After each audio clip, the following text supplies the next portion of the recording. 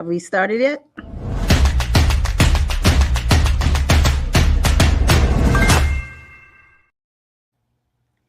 Good afternoon, everyone. My name is Juli of the Truly Juli Experience, and I welcome you to the first annual Island Space Earth Day conversation taking place at the Island Space Caribbean Museum in Plantation, Florida.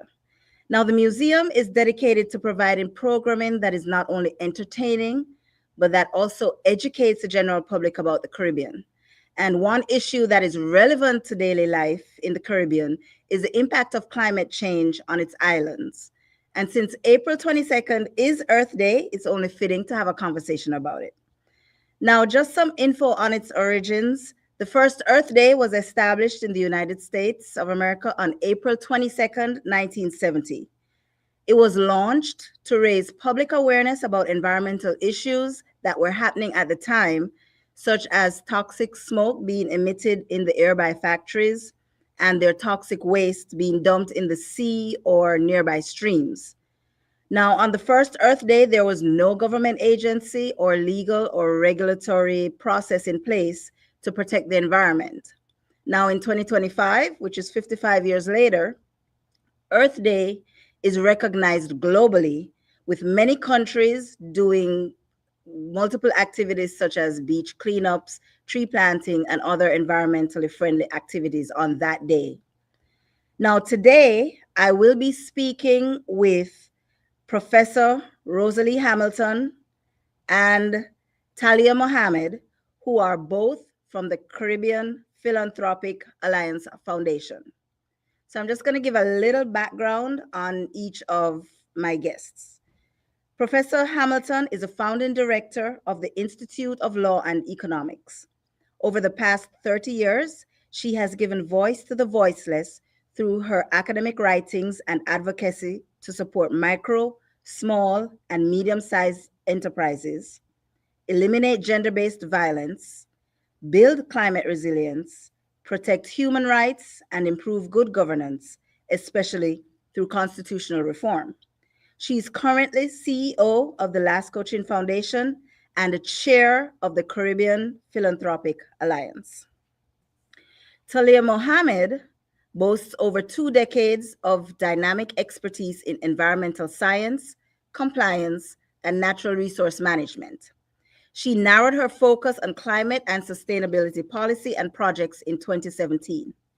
She specializes in steering vertically and laterally integrated socio-environmental projects and excels in community-based engagement, science communication, and capacity building. She has worked in several management capacities over her career, and she is the regional director of the Caribbean Philanthropic Alliance, and she's based in Trinidad and Tobago. Ladies, welcome to the first annual Island Space Earth Day conversation. I'm so pleased that you were able to make it. Thank you so much for having us. Thank you. Okay, so what we're going to be talking about today is your foundation, the Caribbean Philanthropic Alliance, including projects that you're spearheading, how you're reaching out to youth to increase their awareness of today's climate issues, and how you secure their involvement and just the involvement of the general public in helping to resolve these issues. So I'm going to start first with Professor Hamilton. As chair of the Caribbean Philanthropic Alliance, when and why was the organization founded? Just to give us a little background on the organization. Great. It started, with an idea in 2018 when the Wings is an international organization that brings philanthropic organizations together. And they came to Jamaica, had this conference about philanthropy. And the idea was, hey, we need to work closer together as philanthropic organizations to better serve the needs of development. A lot of philanthropy is charity. And so we felt that we really need to pay attention to the Sustainable Development Goals. Many of our organizations do work that are consistent with these goals. So let's collaborate. Let's escalate our efforts. You know, we're getting very close to that 2030 deadline. And so we felt we should escalate our activities. And so by the following year, we collaborated with the UN in launching the Caribbean Philanthropic Alliance in New York by September 2019. So that's how we started. Okay, so where is it headquartered? Is it Jamaica or? Yeah, we're Um, registered in Jamaica. The okay, CEO is based in Trinidad and Tobago, okay. and we work across the Caribbean. Okay, so what other countries and agencies do you collaborate with? Well, we collaborate with many countries across the region. In fact, our very first project, the Caribbean Tree Planting Project, took us into 22 countries and territories across the Caribbean. And so, depending on the project or the initiative, we work with specific countries. And the organizations we tend to work with are philanthropic organizations. We also work with church groups, we work with governments, we work with youth organizations, a variety of organizations depending on the particular intervention. Importantly, in the throes of our hurricane disaster efforts, we have collaborated with diaspora organizations as well in terms of their efforts to support the activities on the ground. So it all depends on what we're doing, and we have a range of organizations that we collaborate with. Okay, so you mentioned the Caribbean Tree Planting Project. That is actually the project that I heard about and I researched more on, and I said, okay, let's get this organization on for, Earth Day. So what is that? What was that project about? How did it come to be? And is it something that's still going on, or was that a one-time effort that started off the alliance? Well, you know, the story of the Alliance is fascinating because, you know, when we went to New York to launch our organization, we were in the throes of the hurricane season. And Okay. so we thought we would not just launch the organizations, but we'd have a three day forum, a philanthropic forum, where we would talk about the issues facing the Caribbean.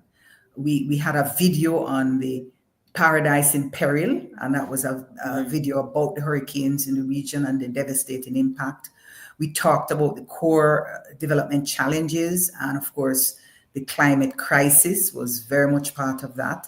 And we did on the third day have a panel discussion with some corporate leaders, but we had a young student at the time, Chaz Garraway, and Chaz is from Bahamas, and we were just witnessing the aftermath of the 2019 Hurricane Dorian. It was a Category 5 hurricane and the strongest in Barbados history. So the reality of that really got us started and thinking about the need to kick off this organization with a project that can bring the Caribbean together. We all understand the impact of hurricanes and these climate events. And so it was not difficult to really engage organizations across the region and say, hey, we have to work together. And a very simple thing that we all can do, whether we're climate activists or just ordinary citizens, is we can plant a tree. And that was the message we were trying to get to every Caribbean citizen. Listen, you can make a difference. If you plant a tree, it can help. And so we moved from the concept of planting the trees to the impact that tree planting have on things like food security, all the other environmental concerns, etc., including the well-being and the importance of our indigenous populations across the region. So there are lots of cross-cutting issues that came out of it. By February, we actually had a strategic planning session at the end of 2019. I think it was November. And there we came up with the project. We agreed we were going to do it. So by February, we were launching this project at the Clinton Global Initiative. We made a commitment to action and we were ready to go. We had planned to plant 1 million trees across the region, engage at least 10 Caribbean countries, make sure that we incorporate the youth and the diaspora in our activism around climate, and to build up the partnerships and the multi-stakeholder interactions that we know are absolutely necessary to get anything done. And so that's what we did in February. That's where we met one of our major partners, by the way, Mary McLaughlin. She is the co-founder of Trees That Feed Foundation. And I met her in Puerto Rico, and we were all gearing to go. And of course, February 2020 was the beginning of COVID.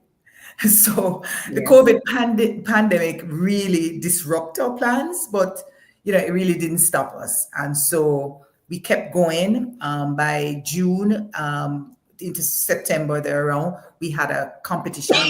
It starts with a seed. So it got us to, do little planting in our backyards and stuff during the COVID period. But we had this online competition. Caribbean youths from all over the Caribbean, joined up, and we were planting seed, had a great time. And then by October, we went online because everything started to go online. We did online forum with Clinton Global Initiative, Empowering Youth Climate Action. And so we were able to showcase all the young people who were part of the competition and engaging us. Then we started to think about a whole youth ambassador program. And by January 2021, we were launching our Caribbean tree planting ambassador program. And okay, so let me tell us a little about that. Okay, so about the tree planting project, when it was, I know a lot of planning goes into it on the back end, but when it was presented to the general public of these countries, what was the reception on planting trees to help save the environment? Because there are still a lot of people out there that I know, I've heard from their own mouths, they in 2025 that they don't believe that climate change is really a problem. When that was presented to the general public, before it for the initial tree planting project, what was the reception?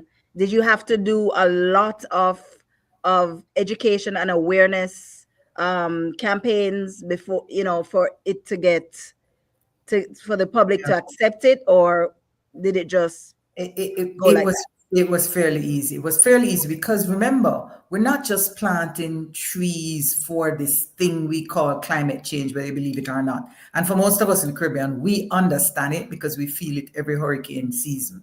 And if it's not a hurricane, it's flooding or something, right? So we get that. I think of course, this debates and discussion about the efficacy of tree planting as a strategy, but tree planting as a strategy to combat the climate challenge. The issue is that it's not just about a response to climate. It really is also fundamentally about feeding ourselves, right? And creating shade that will help us with the heat. Cool down the heat. Right? And a whole range of issues. I mean, there are lots of other interconnected benefits from planting trees. And so I think people got that immediately. In fact, our partnership with Mary McLaughlin was amazing because she had been planting breadfruit trees across the Caribbean for decades. Okay. And so she was very happy for our initiative. And so we were able to collaborate and work with her to make that point in a very important way, that when you plant breadfruit trees, breadfruit is one of the most resilient products when it comes to hurricanes, and of course its nutritional value is great. So it was not a hard sell. And what impressed me most, I must say, is the responsiveness of the youth. I think young people get it because they understand that their future is in peril if they don't pay attention to this climate crisis. Okay, so what kind of trees were being planted, We're or is it still a project that is continuous, or was it at a one-time thing? No, we went up to 2021, 22. At that point, when we did our first tree planting effort across the Caribbean, we actually picked a day in June, and we planted trees across the Caribbean and engaged online sessions, etc. And we reported then that we had planted up to that point 1.5 million trees across the region, involving nearly 5,000 young people across the Caribbean and involving 347 organizations as partners in this effort. And of course, we engaged 22 countries in doing so. So we did quite a bit, and we moved from there to kind of looking at more than planting trees. We had to look at the sustainable livelihood issues. Remember, we're still coming out of COVID at that time. Yeah. And so the full impact of the climate pandemic began to get very obvious by the time we got into 2022. And so we thought it was important to shift the focus from the actual planting of trees to how can trees and planting trees and food help with sustainability, sustainable livelihoods in the households. How does it help to protect women in particular who are disproportionately impacted by the COVID pandemic? Those kinds of issues were the issues that we started to talk about. Climate justice, very important point, because we have done the least in terms of disturbing our environment, and we are facing the harshest effects of this climate crisis. And so, the question of, engaging countries in the North that have been part of this crisis, talking about the inequalities that exist, these kinds of issues were part of our efforts. Okay, and back to COVID,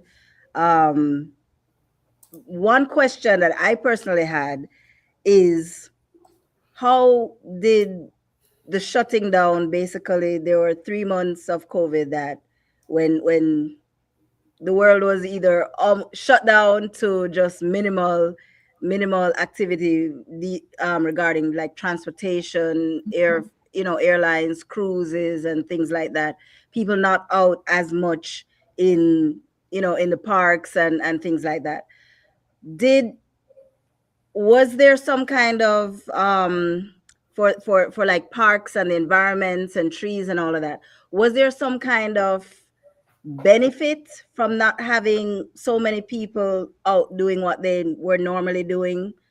Did COVID actually have 100% bad impact, or was it somewhat beneficial to I like to think about it as having a rejuvenative rejuvenate? impact. Okay.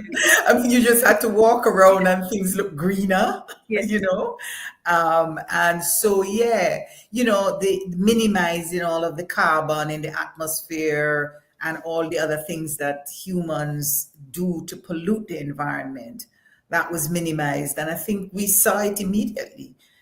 Just by what was happening, and I think it empowered young people to really experience what being very thoughtful, stepping back from intruding in this negative way we've engaged our environment, what kind of impact we have. I want to mention the teenagers in a few teenagers in Cayman Island. We had some teenagers, they were I think the school was the Cayman International School. Yeah. And one of the things that they were able to do during this period is to have made such an impact and a noise about this tree planting effort that their country, the Cayman Islands, declared a national tree planting day. Because one of the things we noted is that some countries in the Caribbean have a national tree planting day and others don't. And up to that point, Cayman Islands did not. And so that's the kind of impact that this thing had. And it was a learning lesson just in terms of the actual experience. I think a lot of backyard planting started at the time. People, who were hunkered down at home went back and did a lot of planting. And so people learned. And as I said, especially young people who are homebound, they could see some of us were planting our first trees for the first time, Right. so. Okay. So I don't know if this is a question for you, Professor Hamilton, or for Talya. As far as campaigns, awareness campaigns, what are some of the things that you incorporate into an awareness campaign for, to talk about why we need to do what it is we need to do? Because since the Caribbean is, as Professor Hamilton said, more used to the effects of climate change, and we realize the impact that it does have. Yeah. Maybe people up in the north in other countries need to learn from what's being done as far as campaign awareness. So I don't know who is best to answer that question, but Talya, you want to go ahead? Yeah, sure. Thanks, Julie. I would say really and truly, it's been also a learning lesson for us as well, too, understanding the different age groups and different demographics that we need to appeal to. The young people are very, very much aware of the climate crisis. And as Prof alluded to, it really was a young person on the team that motivated us to really follow through and have a regional tree planting project.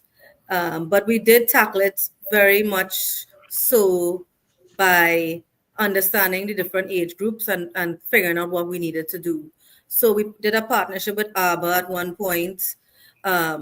It's a company in Denmark, and we hosted a forum for young kids during this time. And we did a lot of programs, as Prof mentioned, in terms of a media campaign and a short film campaign. And how the project was run is basically, it is challenging to run a regional project. Every island has the different dynamics and the different strengths and weaknesses. So what we did was try to assess on each island where we had a lot of stakeholder interests, different partners that were very much willing to come on board, who were already involved in a lot of environmental activity, including tree planting. And they had different partnerships happening all across the region on different islands based on the capacities that we generated and also sought out. So different companies would sponsor different aspects of the projects, as well as we would have in terms of the actual tree planting. And then we did a lot of online, very, very much a lot of online educational programs. And the most important thing I think we learned was that there were a lot of people interested in tree planting, not just the young people that were very motivated, but even private companies wanted to get involved. And I think the lesson learned from the entire project so far, and while we need to also, I would say, seek some more partnerships and improve the collaboration, especially from the private sector, is to really ensure that trees that are being planted, we could also do follow-up and management of it. So learning the lesson of understanding where we could focus was really important. And the other thing I think was important was the fact that we had a lot of feedback from our Caribbean Tree Planting Week forums in terms of gaps and barriers identified across the Caribbean. A lot of experts donated their time to us to support that forum. It's a whole week of tree planting, and then we would have online events celebrating what we're doing and just building education and awareness. And we found out that, there were a lot of different challenges, just like as Prof mentioned, in Cayman Islands, we were successful at getting a day of trees, a tree planting day established. That is one of our first call to actions we have. It's on the website, where we have a letter to all the members of heads of state, presidents, prime ministers, to declare a day of tree planting for each country. We really want to have it as a Caribbean tree planting week, and we're still working on that. And it really brought to focus that a lot of work is being done. There's not enough data being managed out of it.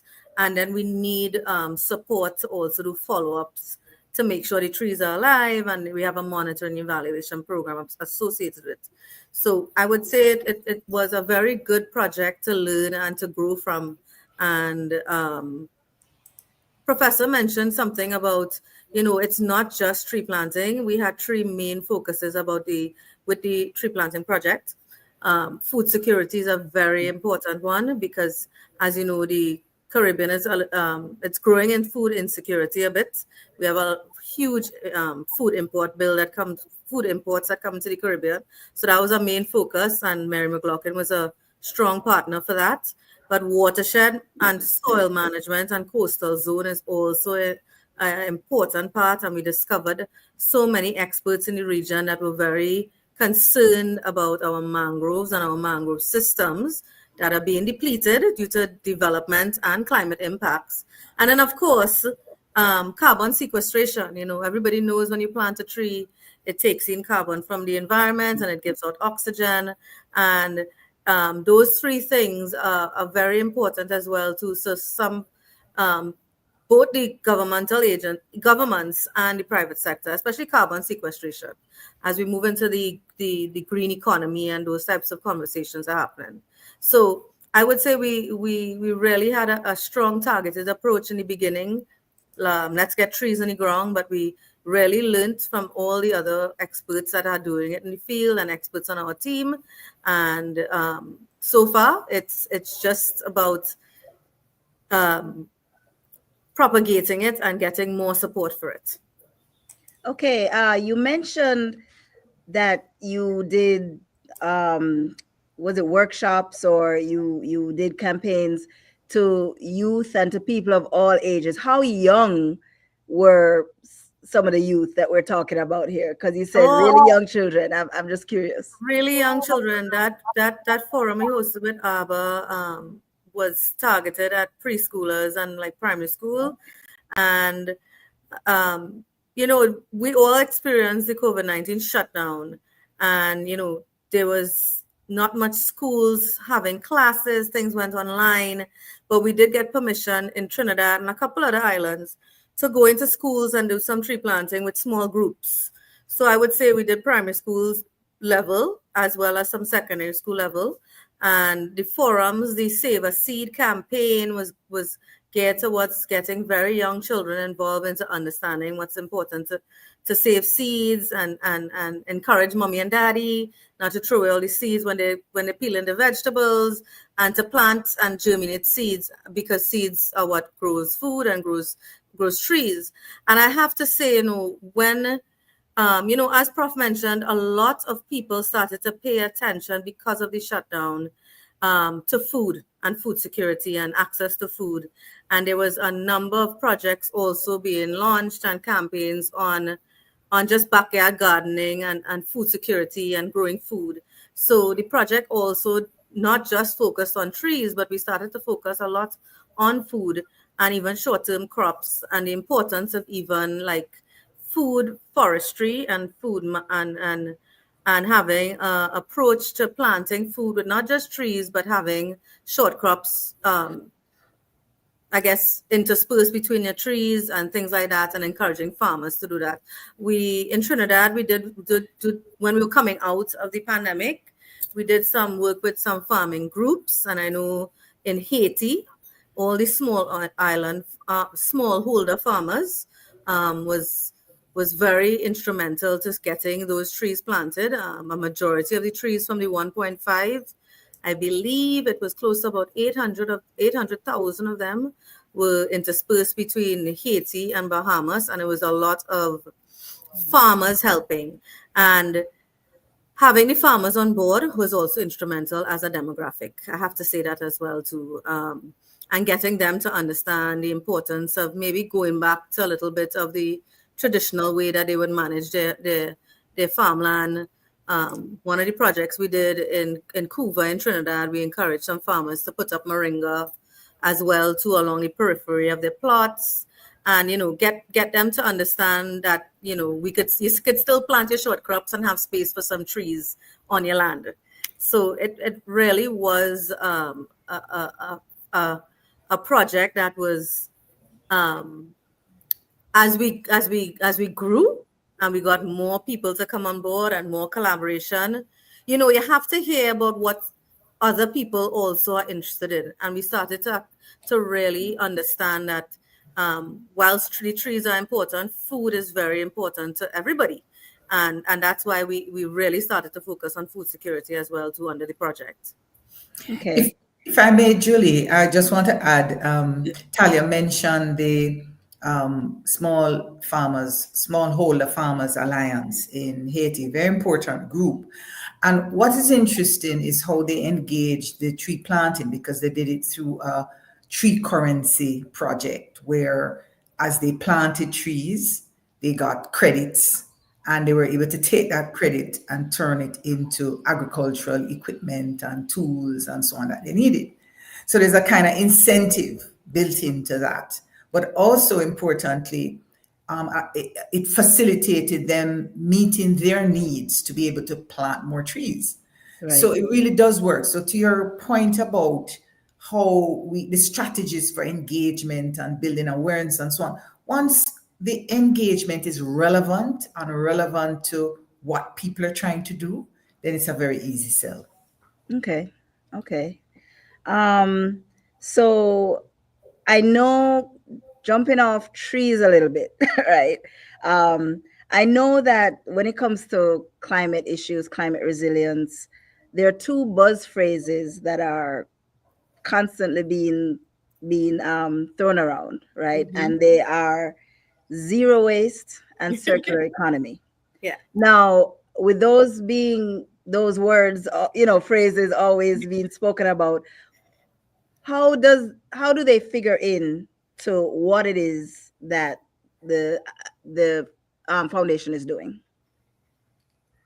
I would say, a big part of the tree planting project that the private sector was interested in, because a lot of them are being challenged and in some cases legally mandated to take account of their carbon and their carbon footprint. And that's why many of them are interested in the tree planting project, because carbon management is very important to transition into a circular economy.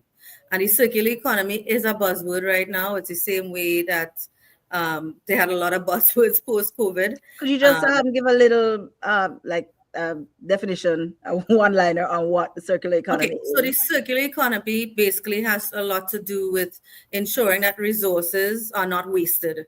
So the waste from one process can be used or managed or put back into another process, as well as energy efficiency that goes into all our systems are improved, or I should say the improved use of energy as well too is important to the circular economy. So it's about managing and maintaining resources that we use and ensuring that they are used in a way that there's little to no waste. And that it really focuses, a lot of to do with the circular economy focuses on waste, but it's not necessarily only about waste. It's really about because waste has a big carbon footprint. So, as I said, carbon is what a lot of the private sector are being managed, legislated to start tracking. And because our project has a lot to do with carbon sequestration, that's why they were interested. I would also say that transitioning to a circular economy for the region is very important, because like in my country, in Trinidad and Tobago, we tend to say things like, we are very wasteful when it comes to our resources. We are blessed by the oil curse, as they say, because energy is cheap and a lot of energy is wasted. And because the energy is wasted, a knock-on effect is, sometimes people actually waste raw materials. So the circular economy, it really has a lot to do with managing how raw materials move through the economy and making sure that they are put to its full use and even recycled and reused throughout the process of the economy. I would say the work at Carriphil right now doesn't really specifically look at the circular economy. It has been in a discussion with regard to our parallel with climate justice, because as Professor mentioned, one of the challenges or one of our issues in the region is that we are the ones that are being negatively impacted by the developed world and their developmental process and all that they have done in terms of increasing the amount of pollution in the atmosphere, the oceans, and now and the impacts of that from climate change. But more so, the developed world tends to become a dumping ground. We hear that term all the time: a dumping ground for waste, a dumping ground for old vehicles. And why that's important is that we have to recognize that we should not be the ones, our government shouldn't be the ones that are making this so easy for the developed world to send their rubbish or their waste to us for us to try and manage it. So that's where climate justice that's where the climate justice comes in also under this topic, climate and social justice, I would say, to ensure that, we have enough processes in place in the region. And that means a lot of legislation to ensure that even though we take somebody else's waste and we maybe be able to use it in some capacity, that the waste does not end up polluting our own environment and leading to, health effects, climate effects as well, to pollution. It is a whole number of things that we could talk about when it comes to how it is the zero waste and transition to the circular economy really needs to start with us talking about circular society approaches. And a project that we recently launched, and Prof could go into more detail about it, really is going to focus on getting funders or philanthropies that fund the region to do a better job at making a commitment. So it's called the Funders Commitment to Climate Change. And in that, the funders will be signing a commitment, and they would sign up and have their own, I would say, they choose where they want to put their funding. And a lot of funding we've been seeing of recently going into sustainable waste management, circular economy, and that transition. So getting them to commit on these different aspects of environmentalism, the green economy, and where they want their money to have better and improve social environmental impact is a very important project we launched called CLASP. And it's called the Funders Commitment for Climate Change. Caribbean Alliance has partnered with the global organization that's been promoting the Funders Commitment to Climate Change. So we are developing a Caribbean Funders Commitment for Climate Change. And as I said, as funders sign on, they create their own types of, I would say, commitments that we would track and make sure that they are sticking to it. Okay. And that is where I see a lot of work being streamlined, and a strong push towards really supporting this transition to the circular economy we need in the region. Okay. So the theme for this year's Earth Day is Our Power, Our Planet, right? And that emphasizes the collective responsibility of individuals, organizations, and governments to transition to renewable energy. As an individual citizen, what are some of the ways that I, as an individual, can contribute to that, to that cause? And even organizations, as you're saying, that they have, as you just said, they are determining their own commitment, and you're going to look and see how that they are following it. What, as an individual, can individuals do in their day-to-day life to help meet those goals also? Prof, you want to go first? Or? Yeah, well, I would say, a good place to start for all of us is really with education. Get as much information as we can about this thing we call climate and climate crisis. There's a lot of learning that takes place once you see a hurricane is on its way. Everybody tunes in and we tune up and we track and so on. Yeah, that's one way to learn, but it would be great to do it before, so that when it comes, like, We're ready. we need to be ready. But one of the things we ought to know is that, listen, this thing, the frequency and intensity of our hurricanes are going to get worse. Every Caribbean citizen ought to know that. And if you know that, then we have to find ways to build resilience, to protect ourselves, and how we put it in Jamaica, wheel and come again. Because these hurricanes are going to keep coming, they're going to disrupt our lives, and then we have to either start over, pick up the pieces, make the best of the waste that's created during the hurricane. That's another part of the waste discussion, right? But I do think it's important that each of us take this seriously by finding our own, engaging in our own efforts to understand what we're up against. Because it's, we won't know everything. The science is growing, we're learning, but there's a lot of information available online. And I think planting trees is one way, that's any and everybody can do. But there are other things that we can do that are very much linked to who we are. For example, if you're in the entertainment industry, the cultural industry, you could say, oh, that has nothing to do with climate. Well, using that skill, those ways to communicate, is very important in getting the message out. One of the reasons we are hoping to have Jamila Falak here is that she's a youth leader across the Caribbean, and she's a musician. And she came into this space because not only of her love for music, but because she felt that through music, she can get that message out. So wherever you sit in the society, there are ways in which you can engage so that we can, better understand this phenomena that we're dealing with and find ways to address it. And education is key. Building awareness is key.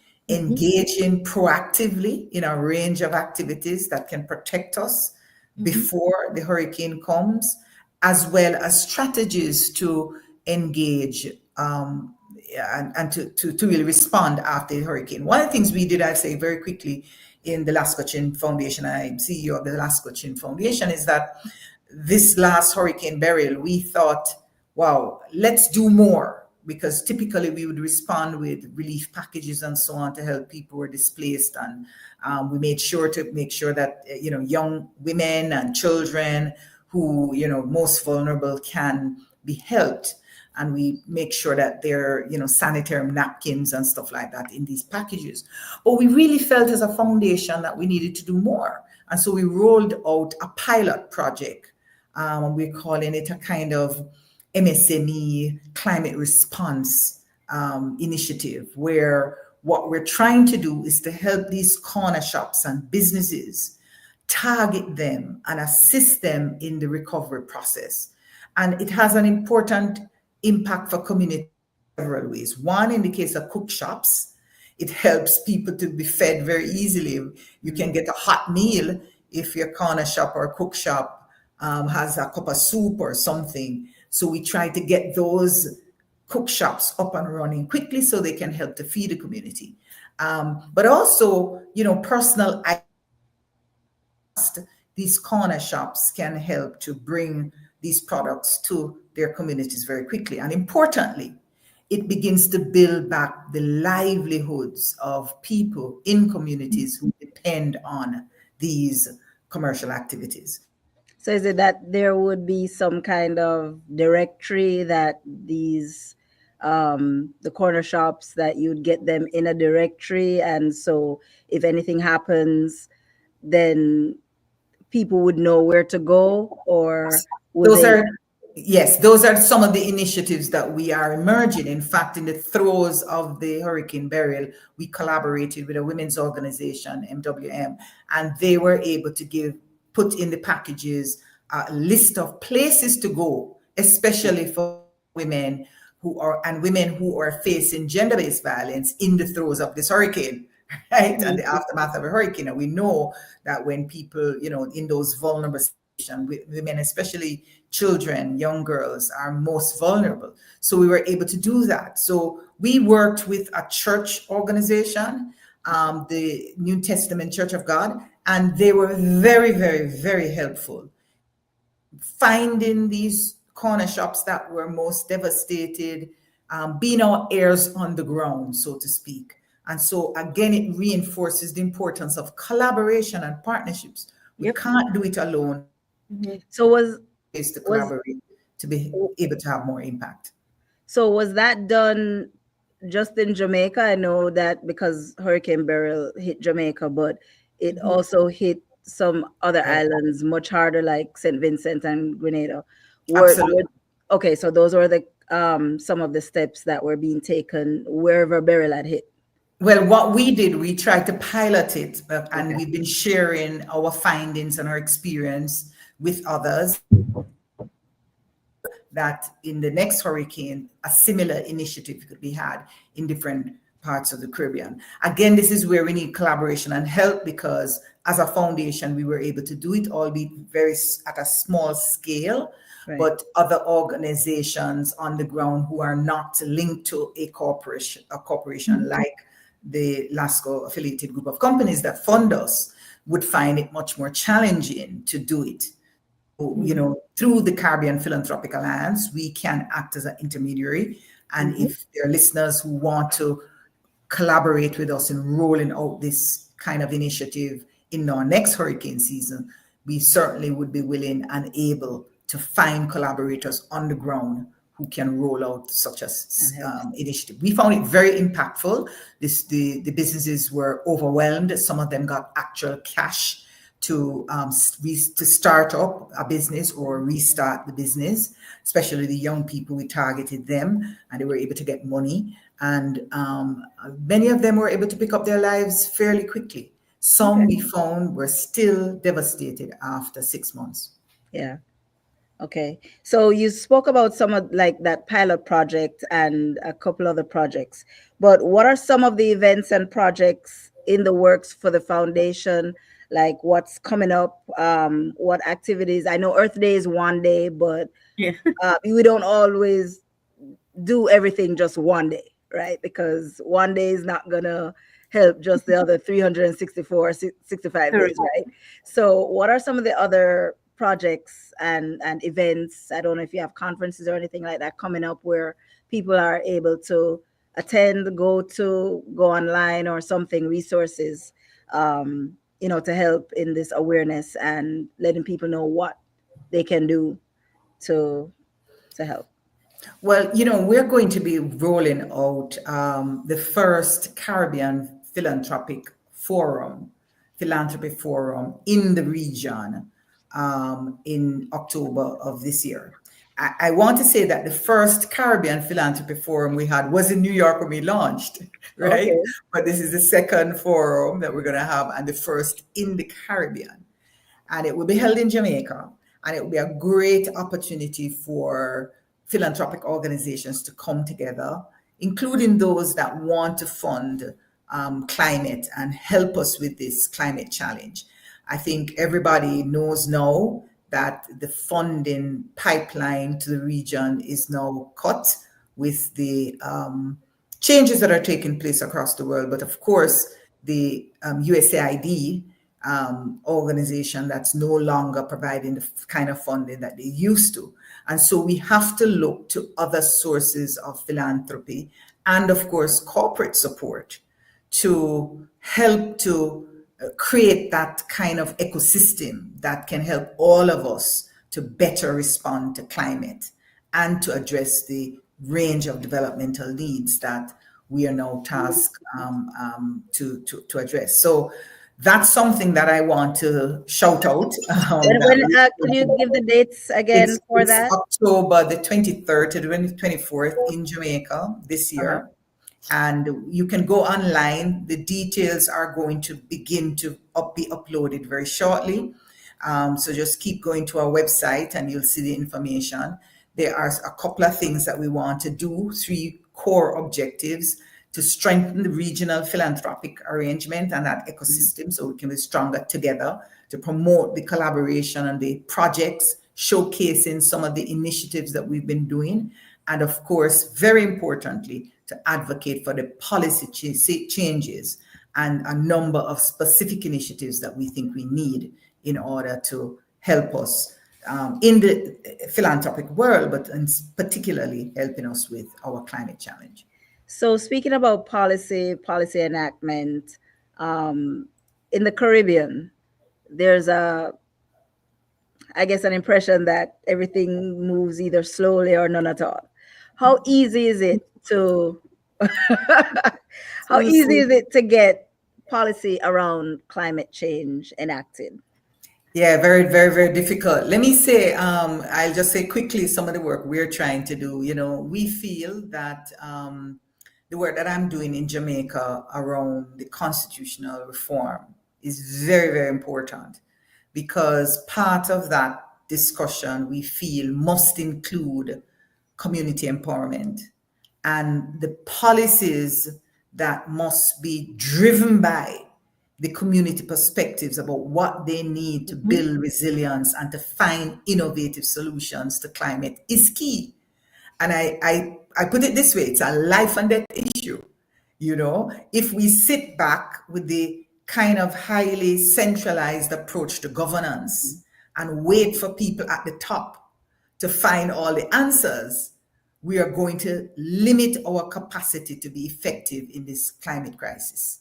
And so I think that we want to push for more decentralized policymaking that puts in people's hands the opportunities, the mechanisms for them to have a say, to shape these policies in ways that are directly relevant to their circumstance. Because it's not a one-size-fits-all solutions to all Caribbean countries or all parts of any given country. People in the rural area needs different solutions than the people in the urban areas, etc. And so policymaking is an important part of the conversation, and how we make policy matters. And many of us across the Caribbean have kind of perpetuated the kind of top-down, centralized approach to decision making. And I think that now is the time where we have to have serious conversation about decentralizing the decision making process so that more of our voices can be heard. Okay. So I just want to make mention of a very important regional policy that it's kind of flying under the radar in some of the countries. It's called the Escazú Agreement. Yeah. It's the only agreement in the world that is formulated in a way to support what Rosalea is talking about in terms of decentralizing the process to have it more iterative and have it more consultation based. So the Escazú Agreement is very much a participatory agreement that governments have to sign on to very similarly to the Paris Agreement. And it's really about access to information, public participation, and justice in environmental matters. Now, when you sign this agreement as a country, and the government has to take the process to sign it similarly to the Paris Agreement and all the multinational environmental agreements that they are out there, except the Escazú is only for Latin America and the Caribbean. Okay. And as I said, it's so important for us to recognize that we have to get our governments, those that have not signed it as yet, including Jamaica and Trinidad, to sign this agreement in order to support this type of policy making, because nationalizing the agreement means that, especially that part where you agree to public participation and having more transparency and access to information, means that now that agreement could help you formulate new laws, improve legislation, and really tackle issues that we have been delaying in terms from a legislative and policy standpoint in most of the Caribbean countries. So I really want to advocate for people to learn about ESCAZU and get involved at the country level to determine how and who is working on it at your country level, and support anybody or groups that are helping your country reach a point where they have ratified it. And that will be an important step to helping local content support in terms of improved and new climate and environmental laws and policies, especially as, you know, sustainable development is also kind of again be used as a buzzword these days. Yes. And, you know, there's something that, you know, you'll see this word all over the place. And, you know, you asked the question earlier about, you know, how could we really improve how we do things as an individual. And I think, as Rosalea also said was educate yourself and educate others, and bring people into the fold, even if they're not in the sector of environmental culture and music and art as an intrinsic part of Caribbean life. And I think we need all hands on deck and a whole of society approach now. And today is an important day for that, you know, bring it up in conversation, you know, same way you'll bring up the news, like, you know, today's Earth Day. It's important that we recognize we could do things as individuals and we could do things as collective groups. And that's a strong point I want to make. A lot of data indicates that there's a lot of silos in the Caribbean, people doing work, but the work is not able to translate, especially towards advocacy to change law, because we're not working together. And by working together, you become more powerful. And I think part of that is not knowing where to go for information. Yes, we can start at the world's most famous dictionary or resource place now, which is either Google University or YouTube University. All right. However, with so much information out there, where can we, do you have, let's say if we wanted 3 resources right now to go and find out about climate change, climate resilience, climate issues in the Caribbean, where would you lead? Well, I would say the first one is, you know, come and check out Caribbean Alliance. Whilst, you know, we're focused on philanthropy, a big focus is on climate philanthropy and understanding the needs. I mean, you need the funding to do the work. So we cover a lot of that on the platform under our accelerated actions. And just to subscribe, like, I know how overwhelming it can be, because, you know, we have access to a lot more, or sometimes too much information. Yes. But really find a partner in terms of who you think you want to work with as an organization or as an individual.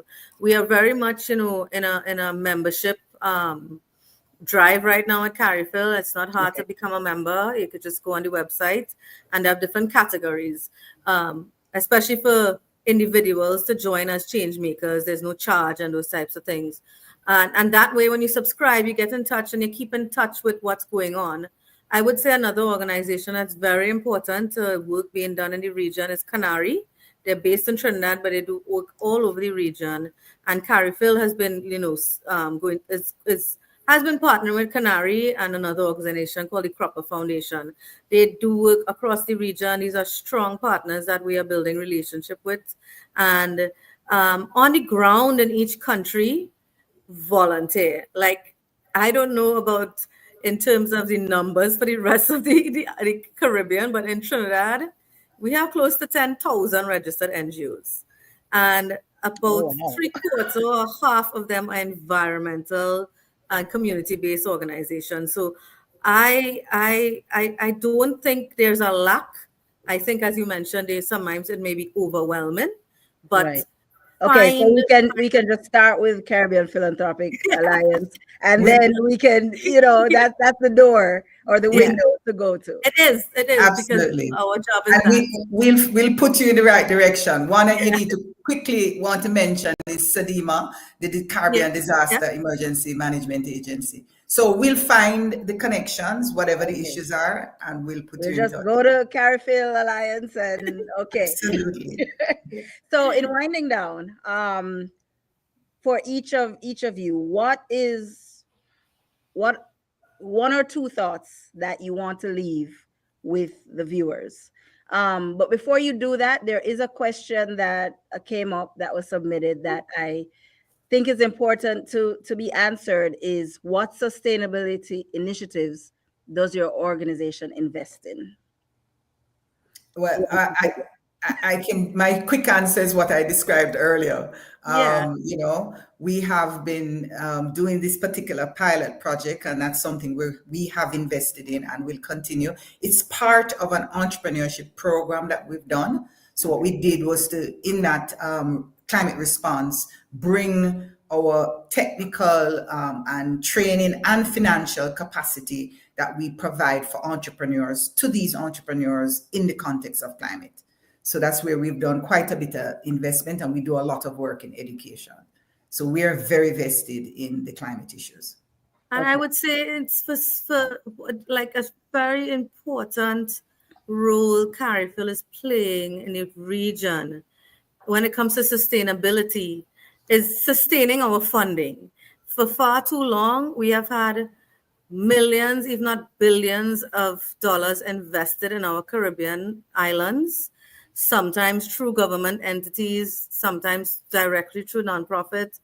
And we don't know how impactful and how that money really has been focused, or if it has been having impact as it should. So I think very strongly SDG 17 is a focus of Carifil in terms of building these institutions and building these partnerships to sustain in a very managed, transparent and accountable way through the philanthropic community, both global and regional, to support, streamline and sustain funding, grant funding, philanthropic funding, private sector funding, to ensure that the money is having very positive impact, not just climate, but, a whole of society. Right. Rosalea could attest to this. It's very important. We also recognize that climate justice is an important topic because marginalized communities, low-income communities, women, youth, LGBTQ, all those communities can be under threat in times of a larger threat. And we need to make sure we have sustained funding to have tools and mechanisms and programs to support those communities. Okay. Okay, so the one thought you want to leave with the viewers about climate change, its impact on the environment, what you can do to, to advocate or, activism. One thought. I'll just give a Jamaican thought. Every mickle make a muckle. one cocoa full basket, right? Do whatever little you can. It will make a difference. Okay. And my thought is collaboration. Like, put your differences aside. Everybody has differences. We all have unique circumstances. We need to get over past issues of the Caribbean and really collaborate. I'm appealing to governments and the private sector to support nonprofit work and community-based work as best as you can, and collaborate, because that's the only way we're going to strengthen the Caribbean regional approach to climate change. Because this learn from the past, though, Talya, and make a better future. Learn from the past. Learn from the past. Absolutely. That's true, because this is one of the things that affects everybody at the same time. It has no respect of persons. I mean, your house can go, your house will go, no matter if you're a millionaire, billionaire, or, have a zinc house or whatever, right? So, it affects everybody. Absolutely. So lastly, tell the viewers again how they can reach out to you, to the foundation, if they want further information, want to get involved, in any way. Well, you can of course start by Googling Caribbean Philanthropic Alliance on the internet, and you'll find information about us. You can also email us at cariphilalliance.org. You could give us other email information, Talya. Yeah, so the cariphilalliance.org is our website, and I think a very important email address to know is just info@cariphilalliance.org. You just reach us there and really see how best you could sign up to be a member. Once you sign up to be a member, you'll subscribe, get our updates, and join us on our socials. It's very important we support each other on social media because we're competing globally, and our Caribbean community needs to support each other so we could use the platform. It's a powerful platform, social media, and all our social media platforms. Once you Google Caribbean Philanthropic Alliance, you will find them. We know it's a mouthful. One is CariPhil, so we shorten it to CariPhil Alliance. And we're on LinkedIn, Facebook, Instagram, not TikTok as yet, and we're on YouTube. Get one of the youth to help you all out with that. It's soon to come. I'm not doing it, but Jamila is. But that platform is very powerful as well too. Yes. So we understand the power of social media to reach, and it's not just youth. Everybody is on social media. So right. It's really just understanding the word philanthropy. Sometimes people kind of, they think it's a mouthful, but CariPhil Alliance, just Google us and you'll find everything about us. Okay. Thank you, ladies. Professor Hamilton, Talya, I thank you for joining me for this conversation that's well needed. It's a beginning and jump off. So, for people to be able to at least have somewhere to go. As I said, CariPhil Alliance is the window. So if they want to participate more, and I'm glad that the foundation does exist, bring awareness to climate change issues. So continue the good work, and I will be contacting you myself. All right. Thank you so much for having us. We really appreciate this. Thank you so much. Okay. Have a good evening, everybody. Bye. Enjoy the rest of